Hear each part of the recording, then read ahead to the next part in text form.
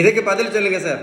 இந்த உலகத்துல சரியா சிறுதானியம் மட்டும் சாப்பிட்டதுனால யாராவது சுகர் மாத்திரை நடத்தியிருக்காங்களா?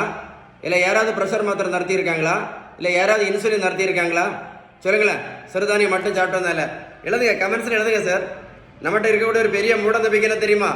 ரைஸ் சாப்பிட்டதுனால தான் சுகருக்கு மாத்திரை போடுறோம், ரைஸ் சாப்பிட்டதுனால தான் இன்சுலின் போட்டுட்ருக்கோம் அப்படின்னு. அது ஒரு பெரிய மூட நம்பிக்கை.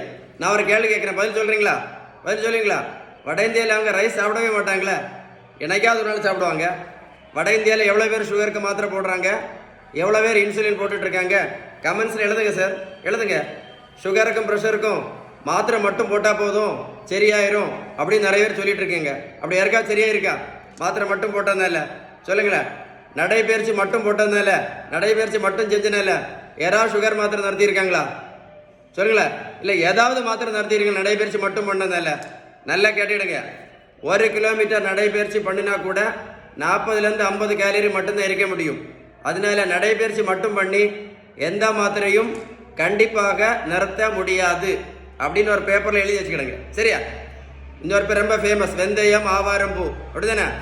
வெந்தயம் ஆவாரம்பூ, கொய்யா இலை, கிரீன் டீ, இப்போ மாங்காய் இலை ரொம்ப ஃபேமஸ் ஆகிட்டு இருக்கு. ஆமாம், நெல்லிக்காய் ஜூஸ், நாவல் பழம், இல்லையா? கருவேப்பிலை, கரிஞ்சீரகம் ஆல்ரெடி ஃபேமஸ். அதெல்லாம் நெல்லிக்காய் ஜூஸு, நாவல் பழமும் இப்போ ரொம்ப ஃபேமஸாக இருக்குது. இதெல்லாம் நல்லது தான். நான் என்ன கேட்குறேன் அப்படின்னா, இதெல்லாம் சாப்பிட்டதுனால யாராவது சுகர் மாத்திரை நடத்துனாங்களா?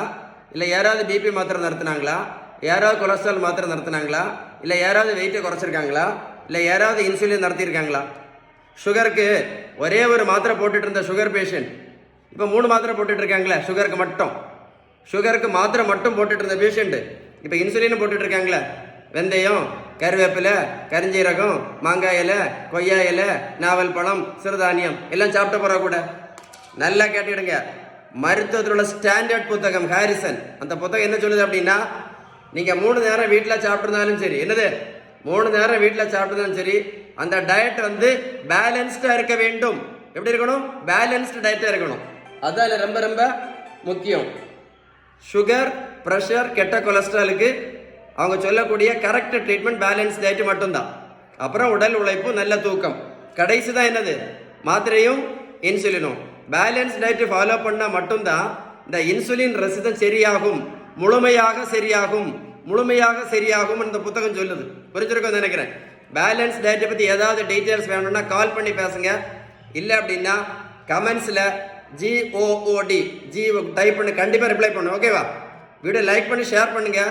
நிறைய பேருக்கு யூஸ்ஃபுல்லாக இருக்கும். கண்டிப்பாக ஷேர் கமெண்ட்ஸில் கூட்டு போடுங்க.